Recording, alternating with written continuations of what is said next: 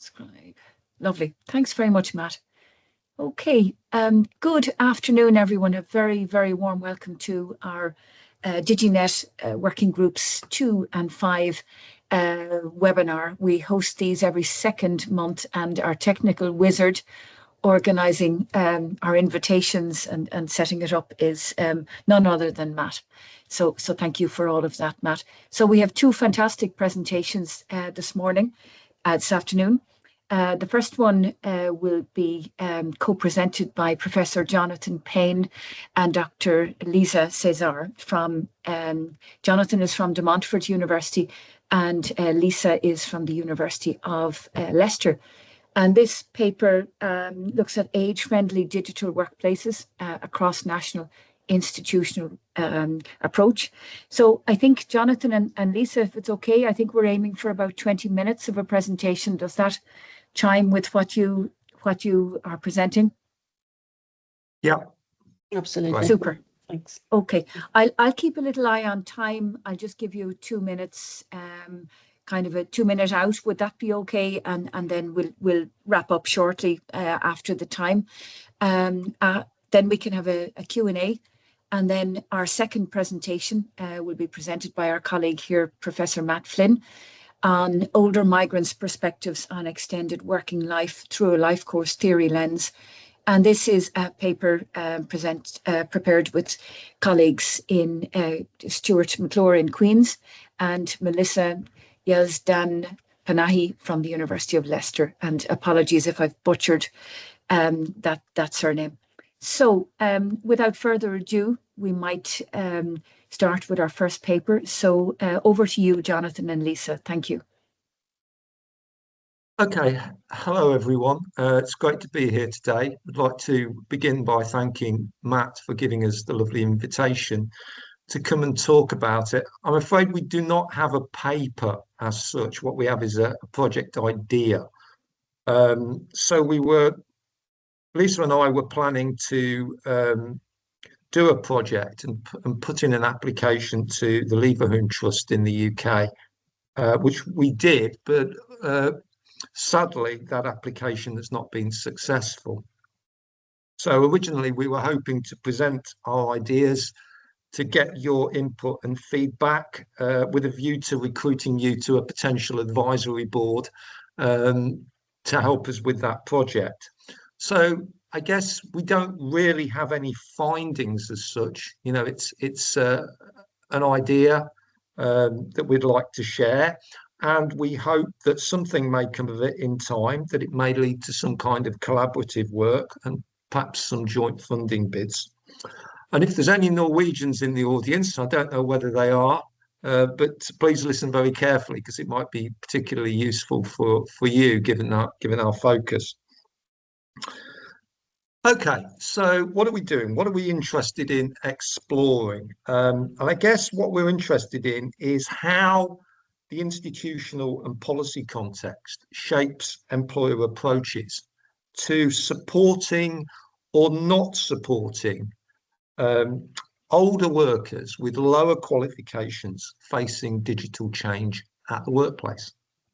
Sorry, I'm not really onto that slide yet. We think international comparative studies can shed light on this, and we're particularly interested in comparing two countries, the UK and Norway.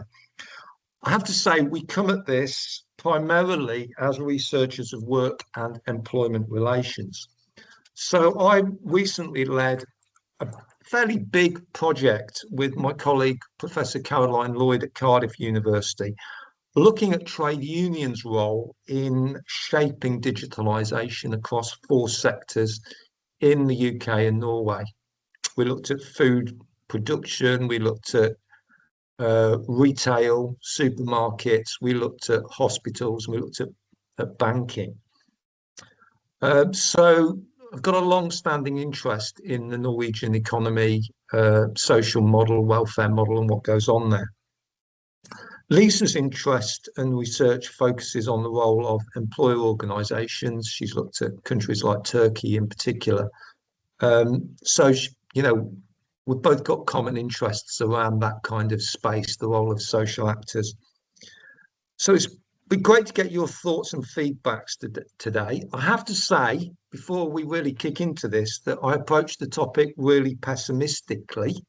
Um, I'm a long in the tooth British academic at a university, and I have learnt rather painfully, I have to say, that when it comes to digital change, the most that I can hope for is for some very short online guide to be thrown at me, and then I have to try and struggle through it in my own time. And I'm sure I'm speaking to many of the converted when I say that.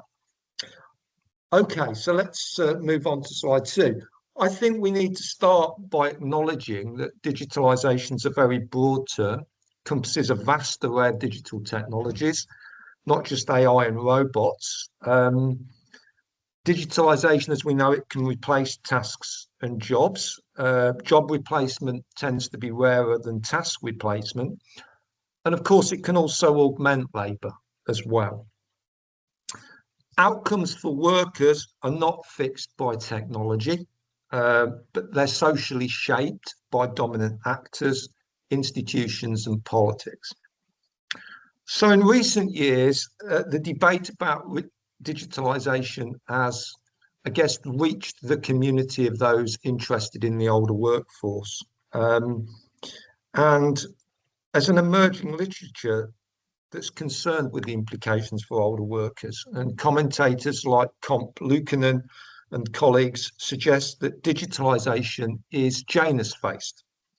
If you like, it presents both opportunities but also risks for older workers. So take a robot porter in a hospital, which I researched a few years ago. That helps porters to stay in an otherwise back-breaking job, but it also requires them to be retrained to work with those robots. So some kind of digital competency is required, and we could debate how complex that is. The risks are that older workers are not supported to deal with such changes. They risk losing their employment, and as a result, that can be potentially damaging for them in terms of their income and well-being. And in the literature, low qualified workers are seen as most vulnerable to job loss as a result of digitalisation. In terms of the policy focus, I mean, it seems to me that a lot of this is about helping workers to adjust, but it's mainly directed at those who are out of work rather than those who are currently in work and facing digital change, certainly in the UK. So really our starting point is that the workplace employer approaches are really central to older workers' ability to adapt to digital change, particularly when it comes to things like training opportunities. However, these approaches are likely to be shaped by the national labour market and welfare regime, although to what extent is not really clear.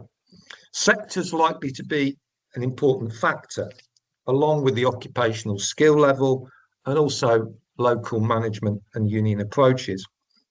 And we know from research in many countries, of course, that employers can have ageist stereotypes about older workers as becoming less productive, etc., that can make all of this very problematic. So if we move on, please. Okay, so a key question then is what shapes employer approaches towards low qualified older workers facing digital change at work? What role is played by the sector, what role is played by the company, and the wider institutional and policy context. Now, Taylor noted in 2016 that studies on older workers need more research on what influences employer approaches across countries. And Kriskova et al. Have recently pointed out that there's a critical gap in terms of qualitative, in-depth, country and institution-specific research on the impact of digitalisation on specific occupational groups of older workers. So their study focuses on bank workers and nurses in one country, Czechia, which are obviously more educated groups. more research, we argue, is needed on lower qualified groups of older workers. We agree that in-depth qualitative research is vital, not just for getting at workers' experience, although that is clearly vital, but also for probing the attitudes and roles of employers and their organisations and how they might be influenced and changed. So we think a UK-Norway comparison is potentially insightful given their contrasting institutional frameworks. So if we can have the next slide, please, Lisa. The UK, obviously, as you know, a neoliberal economy. I don't like the term liberal market because I don't like varieties of capitalism, so I'll say neoliberal. It's got a highly flexible labour market and weak employer coordination, and unions have faced significant decline and policy marginalisation. In terms of the policy focus, successive governments have really relied on exhortation. In other words, persuading employers that being age friendly is part of the business case and that this pays off on the bottom line.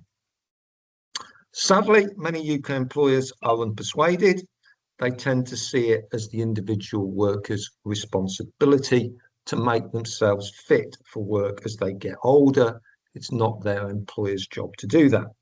Now, we know that older, less qualified workers are less likely to receive training from their employer. And we know that in the UK, employer training in the UK has fallen off a cliff. It's been in long-term decline since the mid-2000s. So all of that suggests that, well, it adds to concerns, if you like, that many older workers will be simply expected to sink or swim when it comes to coping with digital change at work. In terms of the government and the Department for Education, if the latest skills strategy is anything to go by, and I have to say, the latest post-16 skills strategy in the UK is the worst I've ever seen, and that's saying something because I've seen quite a few. But they appear to have completely given up on employer training, as far as I can see. They just don't want to go there. It's too big a problem in the UK to tackle. The Department for Education is increasingly a department for schools only. The policy focuses around things like skills boot camps, student loans, and adult learner entitlements. Employers and the training they offer to their adult workforce simply don't figure at all in the policy arena. So research suggests that some employers also look to manage out older workers on grounds of performance. And that's arguably been stepped up since the ending of the default retirement age, when workers no longer have to retire. As Matt's work has shown, in the private sector, there's very little by way of collective bargaining and social dialogue that might encourage employers to develop age-friendly digital workplaces. So whether older workers get supported or not is really down to employer discretion. Now, if we look at Norway, a very stark contrast: strong and powerful trade unions, an enduring tripartite system, and multi-level collective bargaining. A high level of digital competence in society as well. The country's high labour costs push employers to invest in digitalisation, as do trade unions, who tend to be very pro-technology, seeing it as a way of keeping production and jobs in a high-cost country. Norway is also a long-distance runner when it comes to lifelong learning, unlike the UK, which is, again, our adult participation in lifelong learning has really fallen dramatically. And we also see in Norway a culture of late exit from the labour market. Now, in 2001, the social partners, LO and NHO, signed an inclusive workplace agreement to encourage employers to support older workers. And as a result, employers adopting age-friendly policies have increased, aided by a tight labour market. But we're now a quarter of a century on, and from what I can gather from the Norwegian literature, not all is rosy in the garden on Planet Norway. There are concerns that union reps are not involved in shaping age-friendly policies at workplace level, which I initially found quite surprising. I'd expected more of that. And older and low qualified workers are, again, particularly at risk. That said, I think we would still expect to find more examples of good practice going on in Norway compared to the UK. So there's the background. I'll just pass over to Lisa and she'll take you through our research questions and approach. Thank you very much, Jonathan. So that being said, so our two main research questions that we have so far in the project is how do the policy, the institutional and the sectoral context affect employer approaches as our main focus here. And so therefore the opportunities that are available to lower qualified older workers to get training and to be able to handle digitization at work. And yes, of course, because we have this cross-national comparison and we are obviously interested in impact and diffusing examples of good practice here. So what lessons do we learn, not just for the academic community, but also for policymakers and key stakeholders like trade unions and managers who wish to develop their workplaces in a more age-friendly way to support the digital transition.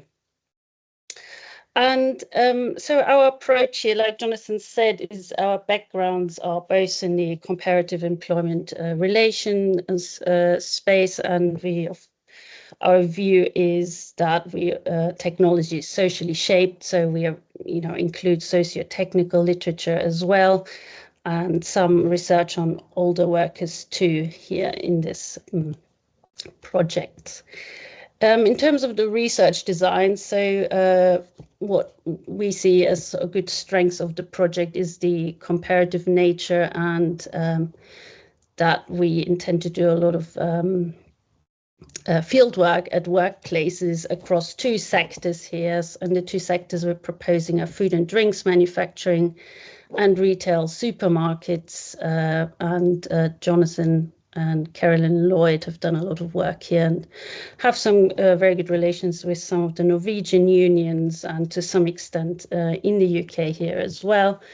And so the reasons for these sectors is also that we find a lot of older workers in these sectors, and there are strong digitization pressures here as well, and lower qualification levels in the occupations that we're going to look at. So let me see if I can get all these numbers of these proposed interviews right here from the table. So in order to understand more about the policy context, the institutional context, and sectoral influences here, so we're proposing to interview 10 stakeholders here, both in the UK and Norway. So that would be national policymakers in the UK, from Department for Education or Departments for Science, Innovation, Technology. It would be employers, associations and trade unions, both the national bodies, but also at the sectoral level to understand also the sectoral pressures here and the collective actors' experiences and attitudes, and of course campaign organizations such as Age UK and so forth. And then so what we aim to do, and we obviously want a good variety of cases here, so we want to find good cases. We're hoping to find good workplace cases in the UK and also in Norway, but also have negative cases, which I'm sure we'll be able to find in both countries as well. They have a wide variation here to be able to study the influence of the sector and the workplace and the policy context here. So we're proposing to have 2 companies in the retail supermarkets in the UK, 2 in Norway, 2 workplaces in food and drinks manufacturing in the UK and 2 in Norway, so 8 workplaces in total. And so within each workplace, we would hope to do 6 semi-structured in-depth interviews.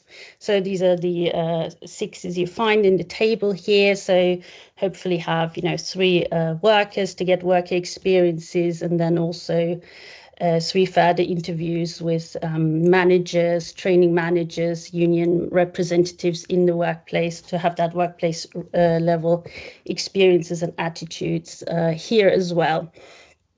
So in total, that would take us then to around 68 interviews that we'd be hoping to do in 2 years, if of course we do get any funding for this project going forward. So like Jonathan said, unfortunately, we were unsuccessful in this bid to the Leverhulme, but thanks so much for listening, and we welcome any of your questions and suggestions to develop this project further, and hopefully also to have you potentially on a future advisory board as well, if funded, of course. So thanks again, and I hope we're doing okay for timing. Timing was absolutely perfect. Thank you both very much for a really interesting presentation. So we have plenty of time for a Q&A. So are there any questions? If people have, just please unmute, or if you prefer to put it in the chat and I might pose it, or indeed Matt. So Matt, first hand up, off you go. Right, thank you so much. Really interesting project, and I hope it gets funding, because I love these cross-comparative projects. I've done similar work in comparing the UK with Germany, Hong Kong, Japan, and it's really interesting to see what's underneath the hood, because as Jonathan says, things aren't always rosy in the garden, even in countries which are considered to be exemplars when it comes to age management. And things aren't always rainy in places where there aren't those institutional structures in place. The UK is an economy in which market forces drive organizational practices, and sometimes you have some interesting things to come up with that to emerge from that. I'll just give an example of that because you mentioned the retail sector. Tesco's has quite an interesting program when they set up a supermarket in economically deprived areas. They'll often have a recruitment policy of recruiting at least 50% of people in the local area who have been hard to employ for one reason or another. They have caring responsibilities, they might have disabilities, there might be a number of different factors. Well, why do they do so? It's not just to be a good organization, but one, they want their workforce to reflect the profile of their customer base. So if you see your neighbors at the cash till or helping to stack shelves or so forth, you're probably more likely to shop there. But then two, they have dedicated representatives or support people in the staff room to help people who have chronically been dropped out of the job market for one reason or another. So if you've got a caring responsibility and it means that you're not able to get into work on your schedule, then that support officer might help them. Why do they do that? Well, it makes a lot more sense to put the money into keeping their workforce in work rather than trying to recruit new people in. And those are all market-driven factors. I would think that the hook for a UK Norwegian comparison would be the high level of unionization in Norway, and how that then plays out in terms of employees' voice over policies regarding the workplace, like extended working life. And in addition to the employer labor relationship, which is very important. This is the second point that I'd have. It'd be quite interesting to also have a factor in of intergenerational support and how trade unions could be a vehicle for that. It confounds me reading the newspaper how much of the debate over digitalization is around the older generation preventing the younger generation from using digital technology, blocks on social media and so forth. But there's younger generation know how to use digital technology in the way that might be a bit more difficult for older people. And I think there are opportunities, especially in a context like Norway, for looking at ways in which older and younger people and older people can work together so that they can share their knowledge and exchange their know-how on how to use technology to maintain employability. And I think I'm right now at the stage where I can see new technology like AI, which is really exciting, but I don't quite know how to use it in a way that would maximize productivity. And I would love to work with a younger person to see what they know so that I could use it in the way that they're doing. Thank you, Matt. You raised some really good points, and I love. I just thought it was interesting your link there between Norway with the high level of unionization, of course. So I think that's really interesting. Shall we respond to that? Please do, Jonathan. Yeah, I mean, I think Matt raises some really interesting and intriguing points there, which makes me reflect on what I already know in the Norwegian context from the previous work that I've done there in organisations with Caroline Lloyd. But I think I'd make 2 points. I mean, on the first point about employee voice, if we look at a sector like, if we compare retail with food processing in Norway, it's quite interesting because just in terms of union involvement in the process of digital change, we tend to find many more examples in food manufacturing of union involvement than we do in retail. We do find some positive cases in retail in Norway, but they're quite rare. Whereas in the internationally tradable sectors, there's many more examples. Again, it's not across the board, there's many more good examples of that kind of local, of the, if you like, the micro model of cooperation in Norway working very well. And in some workplaces in food production in particular, I've found that that extends to an issue around older workers, wanting to retain older workers, support older workers to cope with learning to work on a robot or on a new production line, with the union very centrally involved and management very kind of, if you like, open and inclusive in how it goes about those processes. So in Norway, there are some really good examples of that. I haven't found those in food manufacturing in the UK, I have to say. And in terms of the retail sector, again, you've got partnership agreements in the UK context, and Tesco will be an example. But the research that we didn't find much union involvement. And it tends to be, particularly at the workplace, it tends to be, the senior union reps getting information from management and being asked their opinion at best. It's not really a good example in the UK of involvement. On the question of intergenerational support, that is really quite important. And we did uncover some very good examples in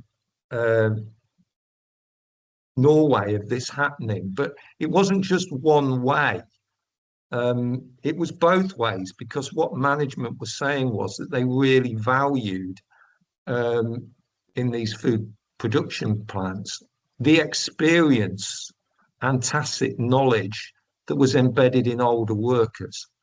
And the older workers had something to teach younger workers about the process of working on the line. For example, if you're making sweets, for example, or some kind of confectionery, there's so much tacit knowledge about the temperatures, about the process that you acquire through your working life that young people don't have. And yet young people often have got more digital competence, and there can be an exchange of knowledge that can work very profitably and well. If you like, older workers know the tricks of the trade kind of thing, the tricks of the job. So I do think that's something to explore. We touched on it in a previous project, and again, that's why I think this project is trying to just sort of go deeper into that.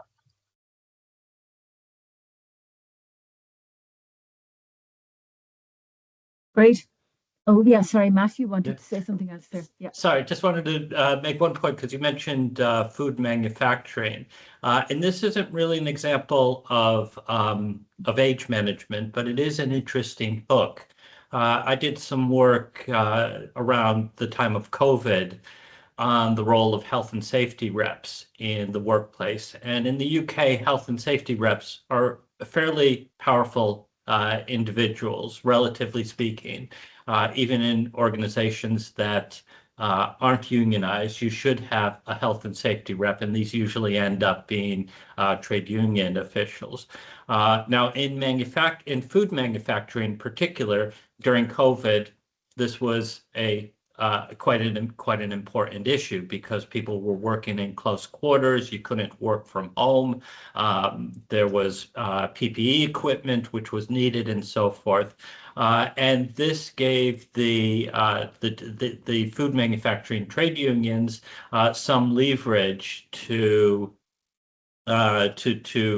where there were organizations that were non-unionized. If they didn't have health and safety reps, to have what they called roving health and safety reps, who were able to inspect the workplaces and make sure that safety standards were being set. What was the driver for that? Well, the food manufacturers didn't want to be closed down during COVID, so that gave the unions some leverage. And I could see how in manufacturing industries in particular, how health and safety reps might be an entry point for unions to have some dialogue with employers on HR issues, including extended working life.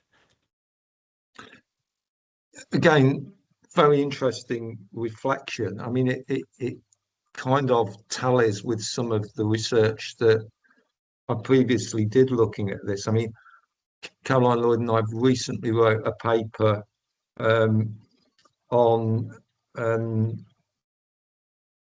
if you like, trying to tease out the extent to which unions can block or influence digital monitoring and surveillance, particularly where that leads to things like speed up and health and safety concerns. Of course, the Norway situation is a lot better, because the legal regulations about the use of cameras, surveillance, everything else is much stronger in Norway, whereas our GDPR regulations provide, much weaker protections. But the argument that we put in that paper is that health and safety is actually one of the key areas in the UK where regulation really matters, and the employer does sit up and listen. And the unions do use those narratives where they've got strong to, block the linking of digital surveillance and performance management to speed up. I've had unions in the UK where they're very strongly organised, saying that, thanks to what we've done, performance management is dead here. So yes, there are examples of of that. I've also had interviews with union reps where, you know, they've gone and complained to managers that, you know, if you carry on with this and put these workers who are not properly trained on this line, you're going to have an accident. And the manager has completely ignored them. And lo and behold, a worker has got injured and lost a thumb. And the union rep has been, you know, tearing their hair out that management just wouldn't listen. So there were still examples like that, sadly going on. But I do think you're right. Health and safety is one of those areas in the UK where unions still have traction. And while I would argue that in most cases, union voice and involvement in technological change, even where they have strong shop steward networks at the workplace, is pretty weak in terms of influencing decisions about technological investment and implementation. When it comes to monitoring and surveillance, the health and safety narrative is still a strong one that they can use and underlines still the importance of having unions in the workplace. Okay, thanks very much, guys. So just before we've time for one more question, but I just want to thank our colleague Iris Finger, who's our Diginet grant manager, who's done huge work on this webinar series as well. So thank you very much, Iris, for keeping us on track and keeping things going. So we've probably time for maybe one more question. Any other questions for Jonathan or Lisa?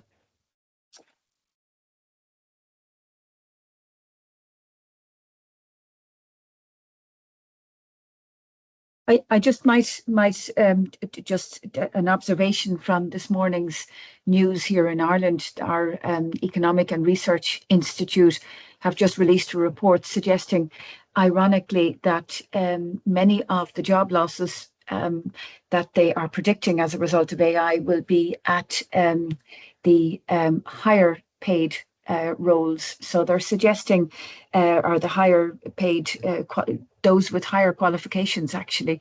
So they're suggesting that entry level law and financial services roles will be severely impacted. And overall, they estimate there'll be about a 7% job loss in the short to medium term. So significantly less than some of the horror predictions that have come out about 40% of jobs.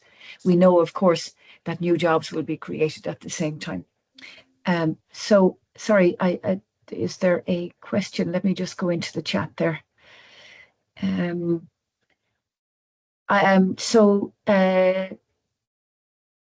has a question.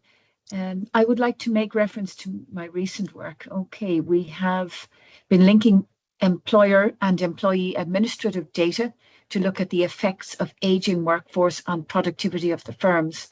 We looked at different age groups, below 30, above 50, and the primary results suggest that for micro firms with 1 to 9 employees and small firms with 10 to 49 employees, there is an inverted U-shaped pattern of the effects of aging on productivity, meaning that firms with a higher share of young or elder workers tend to have a negative relationship between age and productivity.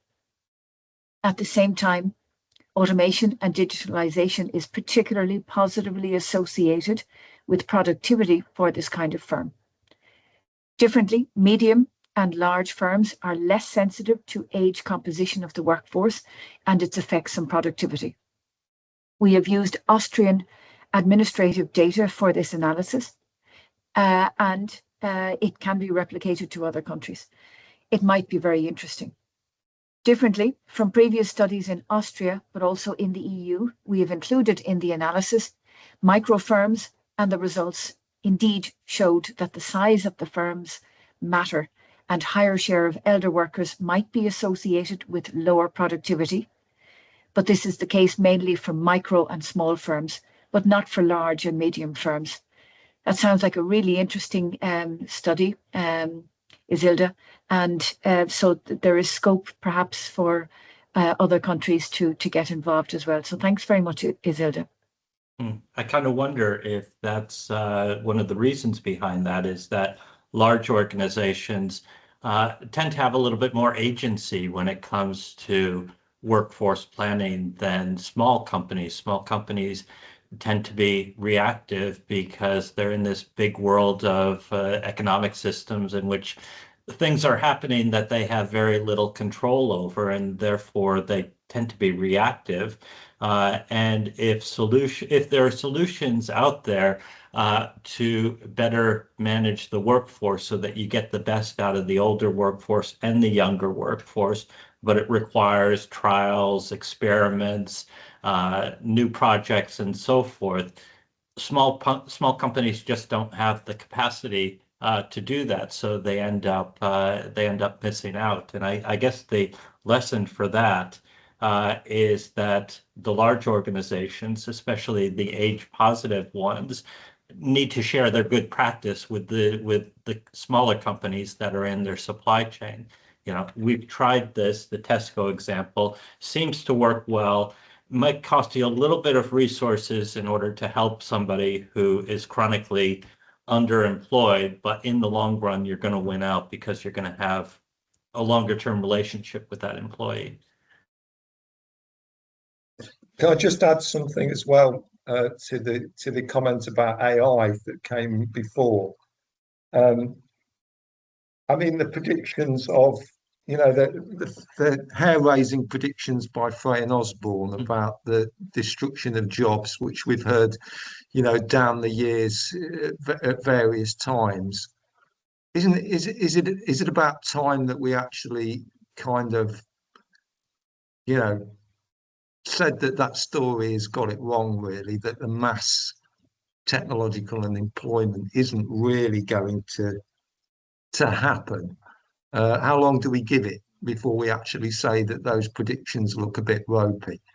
And the other thing, I guess, is that, where I do think there are going to be challenges around the sort of higher level skilled jobs is for universities, and in particular, areas like law and accountancy, all those kind of jobs that one might describe as grunt work that some of our graduates were relying on, in our mass higher education system. Some of that grunt work, which was already being offshored to some extent, might also start to collapse with AI. And that's going to make our education system much more difficult, and it's going to heat up positional competition for decent jobs amongst graduates. It's going to raise some big questions about the higher education, mass education project, I suspect.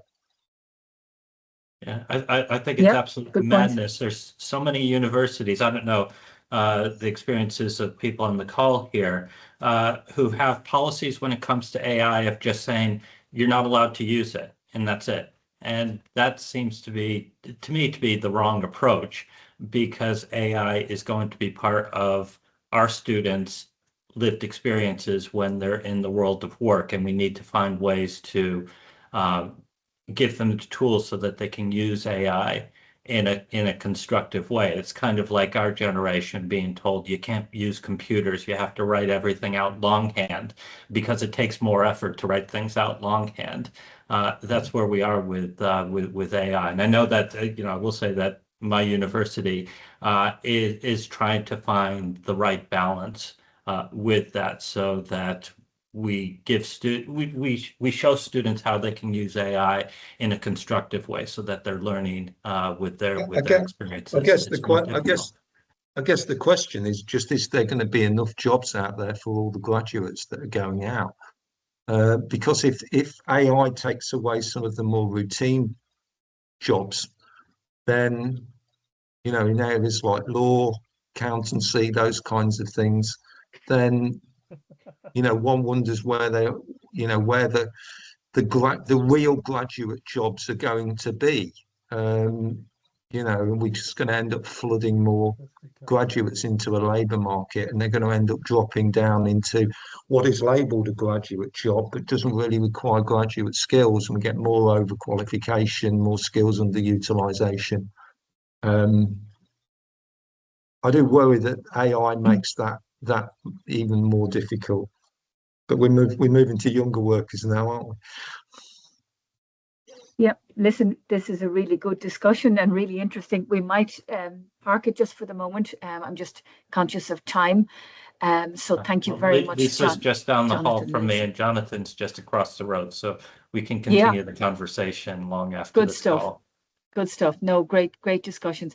So, Matt, you might have get your slides there ready to maybe share with us. And just a reminder that our second presentation focuses on older migrants' perspective on extended working life through a life course theory lens. So this is a project by our colleague here, Matt, and Dr. Stuart McClure from the University of Queen's University in Belfast, and Dr. Melisa Yazdanpanahi from the University of Leicester. So whenever you're ready, Matt, work away, and I'll keep an eye on the time. I suspect I'll be busy. Yes. Yeah, you need one of those giant hooks like you see in vaudeville programs. Right. Well, thank you, everybody. Sorry, Matt, you've got an email up there rather than your presentation. Do I? Oh, I do. Yeah. You're sorry. Sorry about that. Wait, hold on. There you go. Hopefully I didn't share any secret information about my negotiations to end the international conflict. Nope. There we go. That's it. That's right. That's the one if you want to put it into presentation view, that'll be lovely. Okay, there we go. There we go. Lovely. Thank you. Great. So we're going to shift gears quite a bit so that I can talk a little bit about some research which Stuart and Melisa and I have been carrying out, along with a community group in the Manchester area called Dragon's Voice. And I think Denise Megson, who runs Dragon's Voice, is on the call as well. And it's fantastic that she's with us because she can correct any information that I might have wrongly given, and also to give her input in this as well. This was from a project that we did a couple of years ago in which we ran some workshops with members of the first generation Chinese in Hong Kong community in the Manchester area. Denise runs Dragon's Voice, which started as a radio program and is continuing as a radio program to keep the community in touch with one another, but has then been developed into a community organization that works with the National Health Service, with Greater Manchester Authority, and other stakeholders in supporting members of the Chinese community in having a life which they value.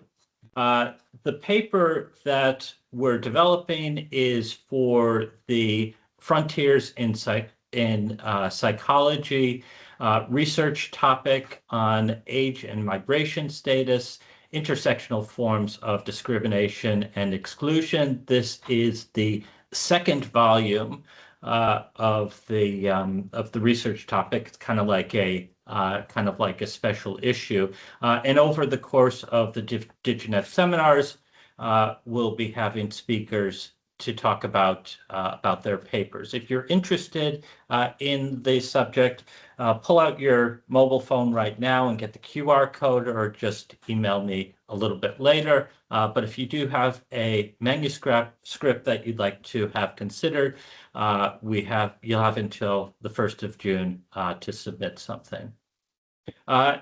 This also follows on from a scoping review which Stuart, Melisa, and I published, looking at older migrants' lived experiences of extended working life.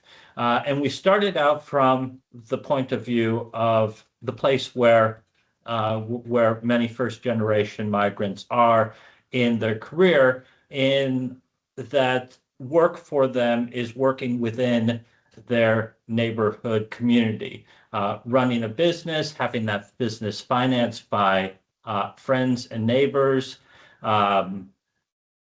developing a career and through that, and that might be a pathway for realistic extended working life outcomes. And again, if you've got still got your mobile phone out, there's a QR code to read that paper.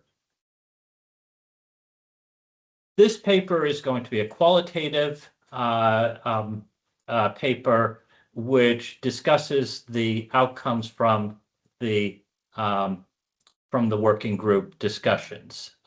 So we ran a couple of table discussions to talk to members of the Chinese community in Manchester about how they navigate the job market and realize careers and retirement outcomes which they value. And then secondly, how their past experiences in work then affect how they think about their future plans. So there are three dimensions to this which are important. One is the job experiences of older migrants in the labor market. Two, the degree of agency and autonomy that they have when it comes to later life work. And then three, the policy impact.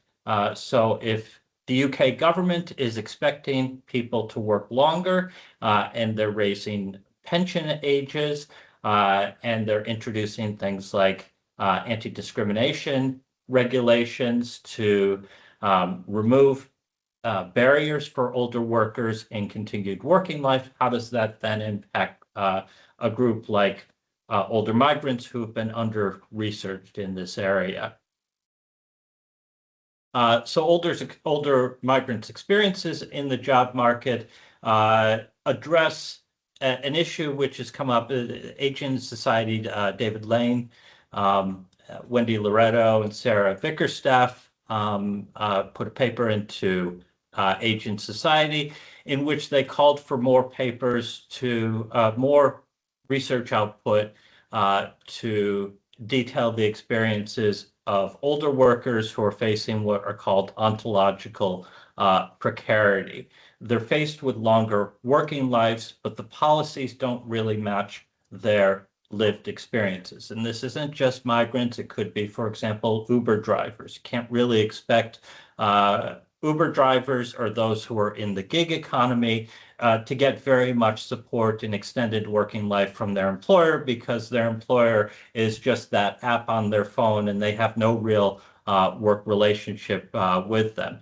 It can also be the experiences of people who are in self-employment or portfolio work or so forth. Focusing only on that employer-employee relationship isn't really going to help them very much because the employer-employee relationship is very tangential, if it exists at all. Groups also who experience intersectional forms of discrimination may also find challenges in maintaining employment as well. Those who face fragmented careers, for example, not being able to use qualifications and accreditations which they had acquired in their home countries for a career in new communities where they live, being blown off course by big events, either in the external world like COVID or in their own lived experiences, like say a health condition which knocks them off course, difficulties getting back on track. And then finally, the issue of isolation. Work for many is not just receiving a paycheck, it's also about identity, social networks, friendships, and so forth. And being pushed out of the job market is a loss of both the extrinsic benefits and intrinsic benefits when it comes to work. The theoretical framework we have for the paper is life course theory, which is all about how people's lived experiences then affect future outcomes. These lived experiences are influenced by not only things going on in the outer world. So if you have a history of being pushed out of work because of discrimination or because your skills aren't recognized or so forth, it's going to be very difficult for you to continue in work later. If you've been knocked off course because of things which happen in your family, in your health, in all sorts of factors like that, you're also probably going to find it difficult to continue in work. So it's all about what you might call embedded agency. We all like to feel that we're masters of our own destiny, but we're also highly influenced by the structures in the world around us. And I just put up there a little joke, which sometimes is said in the it goes around the academic community. You know, what is the difference between an economist and a sociologist? Well, an economist believes that people choose what's best for them, whereas a sociologist believes that people choose what society has already chosen for them. An embedded agency is kind of a mix between the two. So you have, on the one hand, human agency, individuals acting as agents over their lives, making decisions over their careers, when they will have a family, when do they start work, do they go into university or not, when do they retire, and so forth. But these are all also influenced by factors like location, time, and place, both at the macro level. You know, if you're starting work out of education, if you're going from education straight into work just at the time of COVID, it's probably going to take you a lot longer to get into a career which you value than it would be if you started work at a different time. The timing of life events, such as starting a family, starting a career, going back to education, and so forth, as well as retirement, and then linked lives, the social connections that we have both inside and outside of work. And these all then result in individual life courses. We like to think that we determine those our own life courses by ourselves, but they're greatly influenced by all of these different factors. So what did we do in the workshop discussions? Well, we worked with people who are in the Chinese community in Manchester, most of whom came to the UK in the 1970s, 80s, and 90s, but we also included some young people, university graduates, as well as people who are moving from Hong Kong to the UK, what we call BNO passport holders. And that's an important feature because people who are coming to the UK now from Hong Kong have a lot more government support in terms of accreditation, retraining, and workforce transition support than those who might have come earlier. And it then results in a very different life course trajectory for them, for the better. You know, these are good policies. They make sense. They're good for people who are coming to the UK because they can use their skills and qualifications in a way which is more meaningful than previous generations that were able to do. But it's also good for the UK economy as well, because if you've got a huge skills shortage, then it makes sense to get the most out of the skills that are coming into the country. The workshops were divided into 3 sessions. The first session, we unpacked the various barriers which older migrants face in terms of extended working life.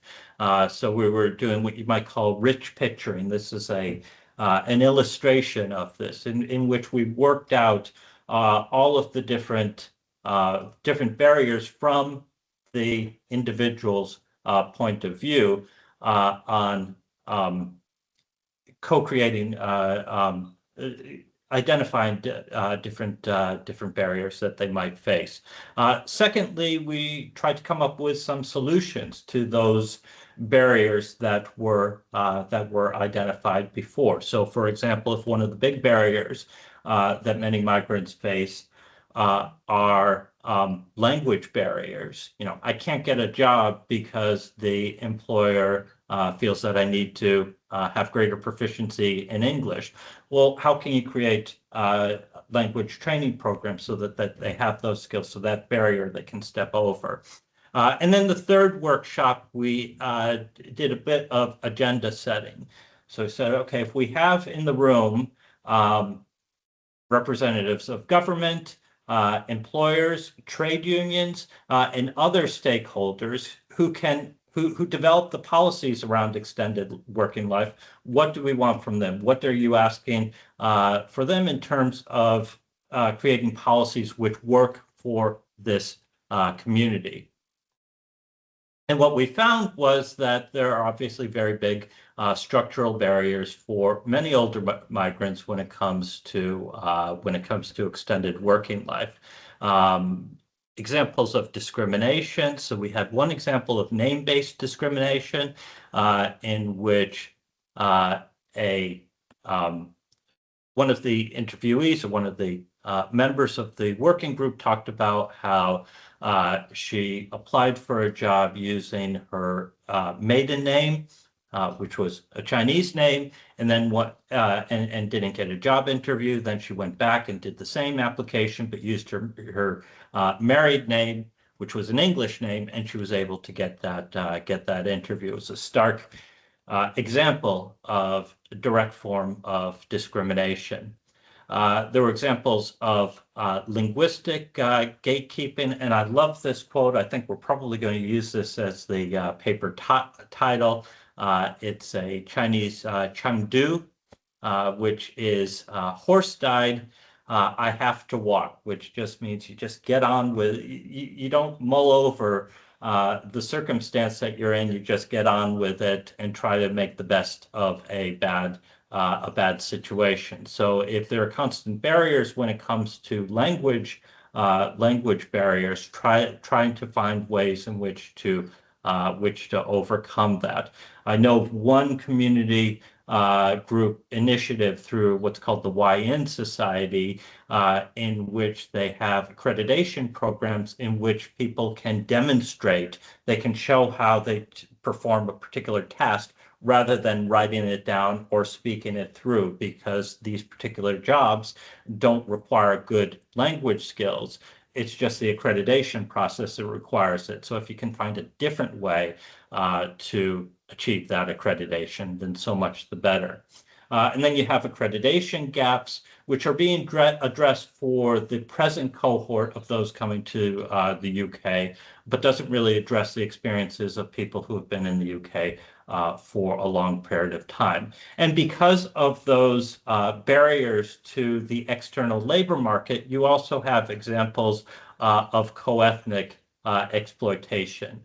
If the job market that you have available to you is very small, then you're probably more likely to, you're more at risk of exploitation and work, because you have no other choice but the jobs which are available for you in your local community. There were a number of turning points which people noted, which can knock somebody off course. And just as the example that we just talked about in terms of small businesses, often people who are in self-employment, they're running restaurants or running chippies or takeaways or so forth, a change in their environment, which those who are in secure work might be able to withstand, can really knock them off course. So good example of that is COVID-19. If you've been running a restaurant, you expect to be able to retire within the next 2 or 3 years, and then suddenly COVID happens, nobody's going to restaurants. Government might be providing some support to the catering industry, but you don't have access to that, then that's really going to knock you off course. You can have life changes, which can knock you off course as well, such as, for example, physical deterioration. So you're doing a job which requires you to pick up and handle very heavy items and so forth.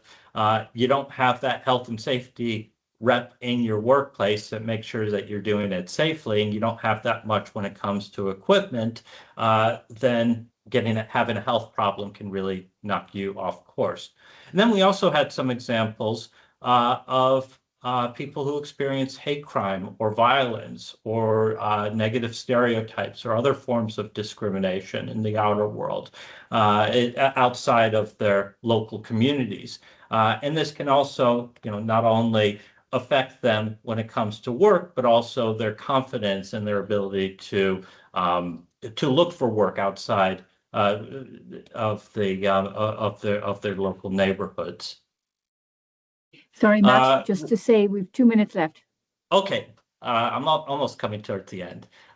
So what we found was, one, that community networks can provide a solution when it comes to extended working life for older workers. And just as government channels a lot of the regulations and the organization and the support to businesses to support older workers and staying in work who are in permanent work, community groups can help in supporting those who are in a more precarious situation. And two ways which they could is, one, in terms of bonding capital, supporting members of the community in helping one another. So we just talked about intergenerational exchange. There were also examples of cohort solidarity as well. It's quite interesting in the last work group how we were taught how just naturally those who were in the working group, rather than talking about what do we expect from employers, they were talking about ways in which they could work together in order to co-construct new work opportunities. And this was often using the skills that they had acquired in China and Hong Kong in new ways and repurposing them for extended working opportunities. It's also important that community groups play an important role in terms of bridging capital, giving older migrants a megaphone so that they have an influence over the policies which are affecting their lives, and can give them voice over things which are affecting their lives as well, like hate crime. It's quite interesting when we talk to employers. Employers would say, well, we've got big skills shortages. We need older migrants.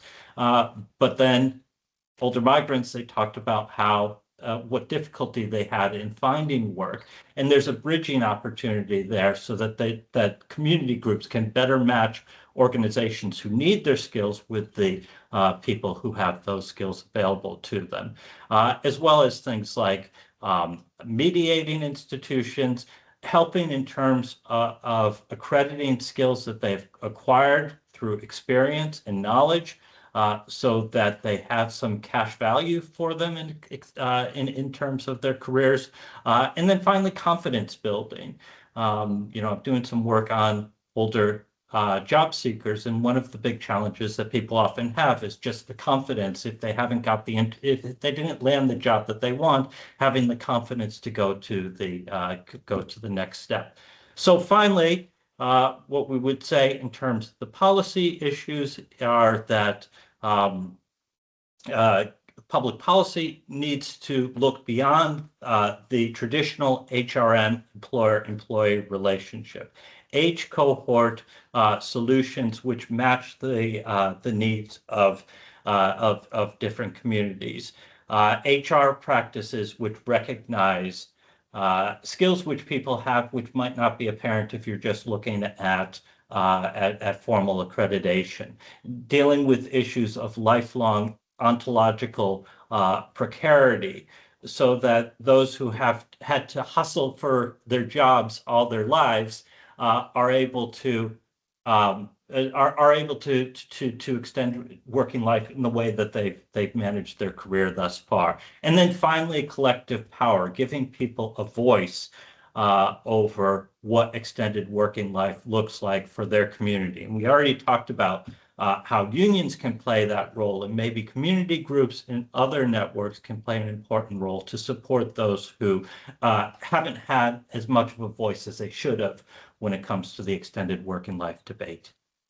And that's all I have to say.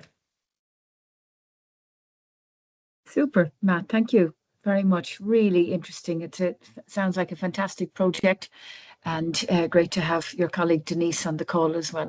So have we any questions or comments for Matt? Jonathan, you have your hands up there. Matt, that's a really interesting presentation.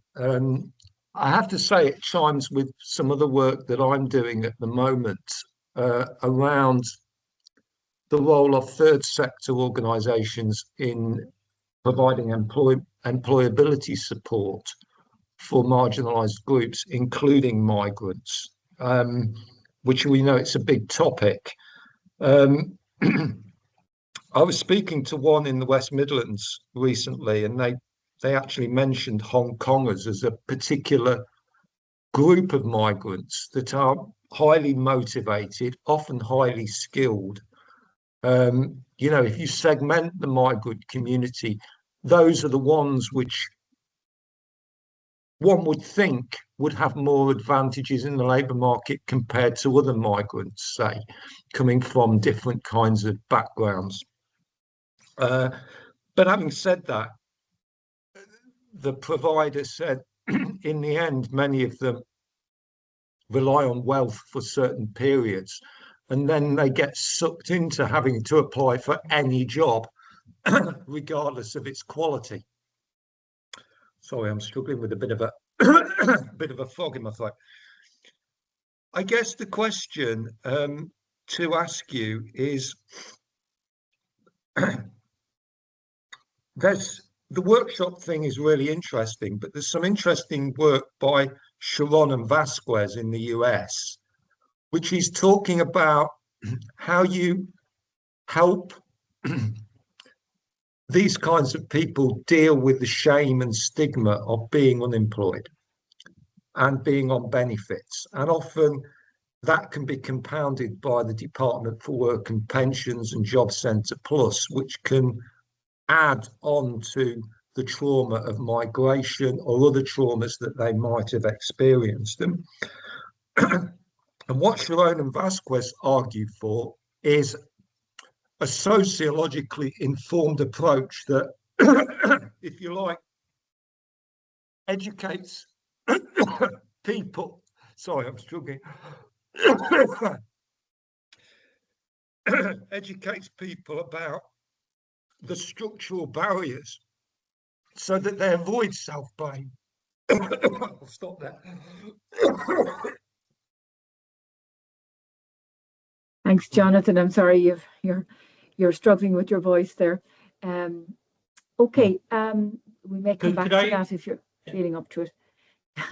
Any other questions or observations? Oh, sorry, could I just address that? Because I think that's I think that's a great point. So what Jonathan just talked about was giving tools to people who have been who've had a lifetime experience of exclusion in overcoming the challenges. So it could be, you know, looking at, for example, or giving them tools to challenge some of the reasons why they haven't been, you know, able to secure work.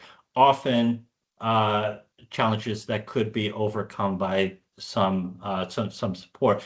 So I think there's an important job for those of us in with sociological and economic disciplines to provide not only to provide information and support and so forth to government and employers and so forth, but also to give those tools to those who are workers so that they can co-construct their own work opportunities. And I was about to give a whole bunch of examples of where that happens, but Denise is on the line, and she could probably speak with much more better expertise than I have.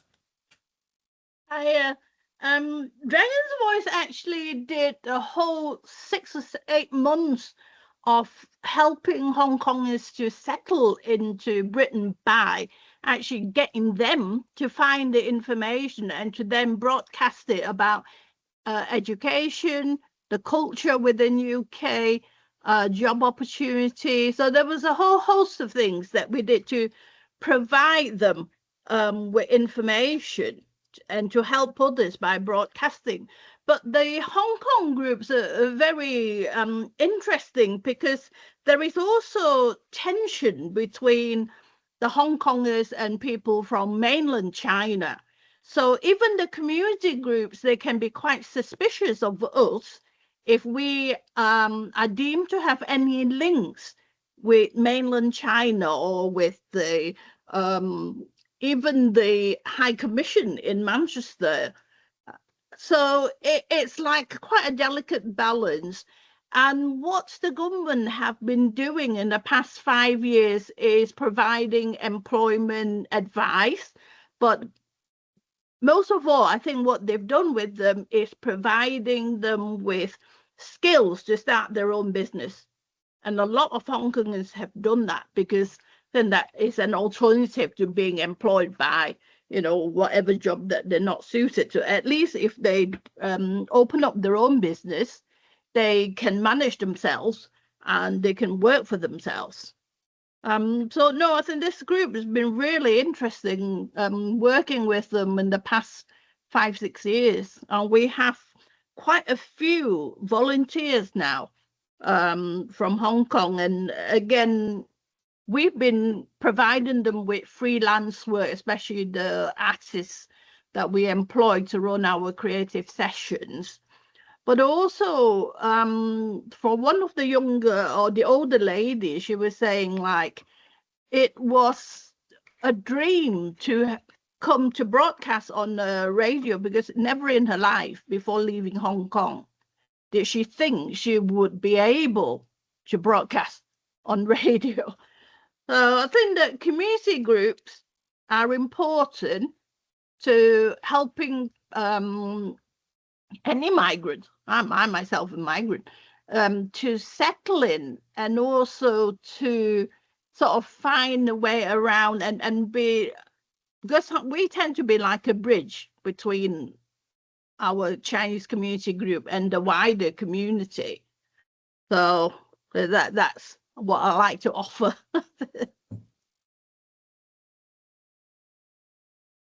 Thank you, Denise. That's great to hear that. Thank you.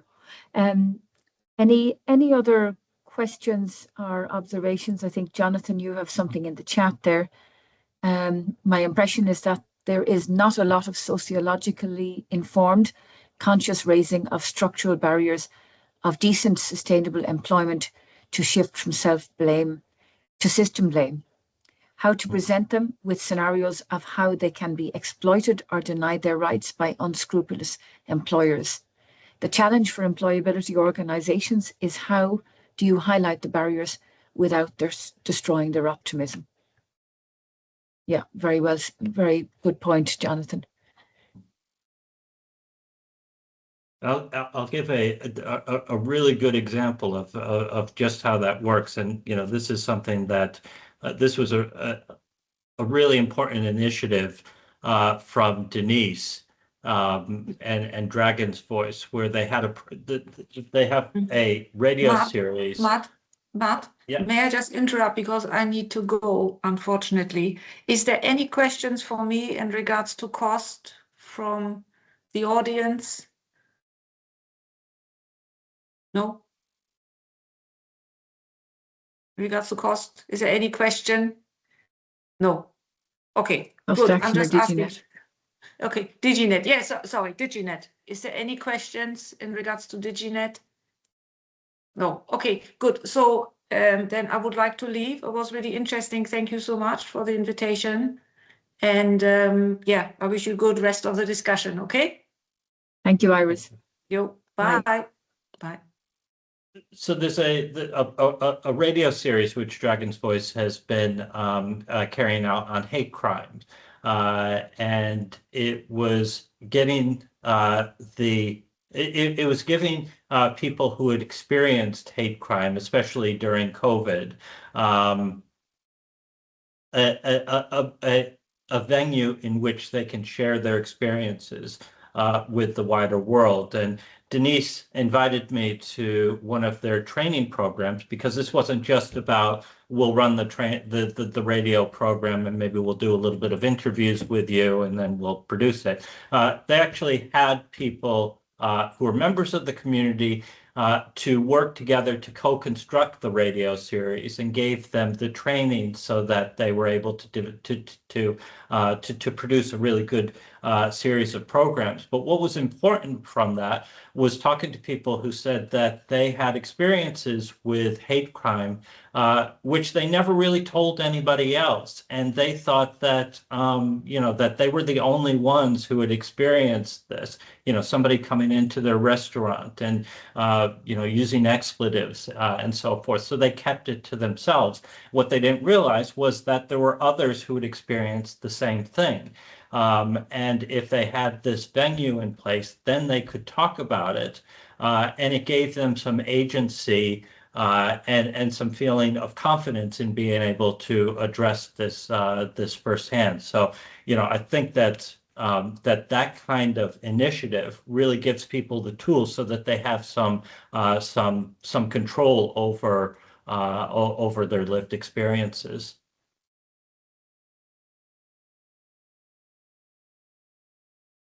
Great. Thank you, Matt. Okay, any other questions? Final question or observation? We have a few minutes left. Jonathan, you have put something in the chat. Let's just have a look. Sharon and Vasquez emphasized the importance of group sessions where people can share their experiences to realize that they are not in the same boat when they get repeatedly. To realize they are in the same boat. Yeah. Yeah. I think that's really important, actually.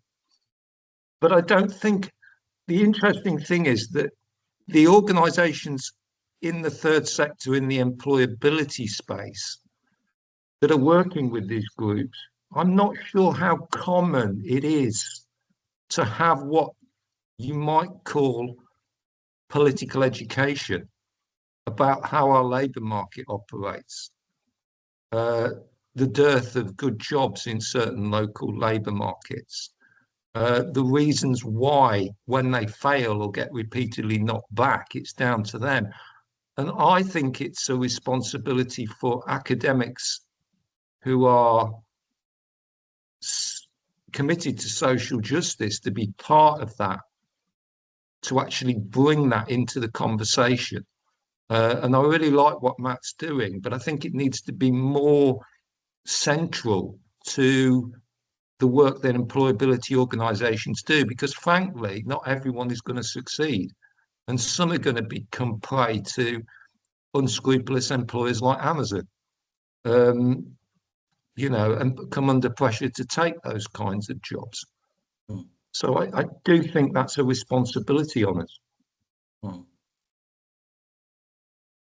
And going back to the institutional differences of different countries and so forth, it'd be quite interesting to see. Because one of the lessons learned from the work that I've done with Denise is that you have to be kind of creative in finding the organizations that you engage with.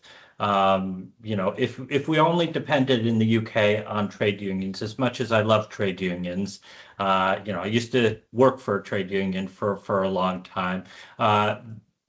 Members of the Dragon's Voice community would fall through the nets because they're not union members.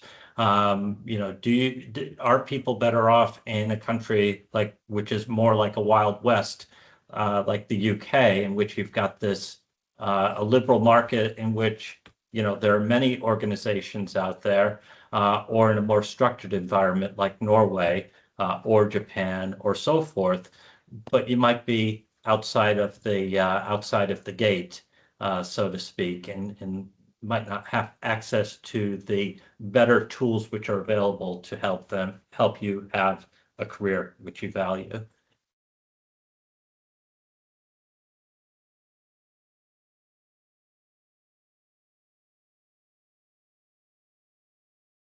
Great. Thank you, Matt. Any other final questions? We've time for one more.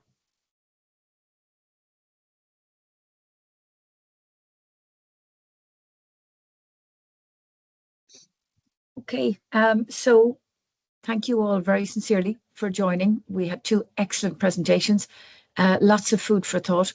So thank you to our presenters, our speakers, and to everyone who attended. The recording will be available, and it'll be up on the Diginet. We'll send you, I think the details will be forthcoming, and we'll put some posts up on LinkedIn and whatnot. So thank you sincerely to everyone who joined us and our speakers and our organisers, and enjoy the rest of your day. Thank you. Great. Thank you so much. Thank you. Bye. Bye-bye, everybody.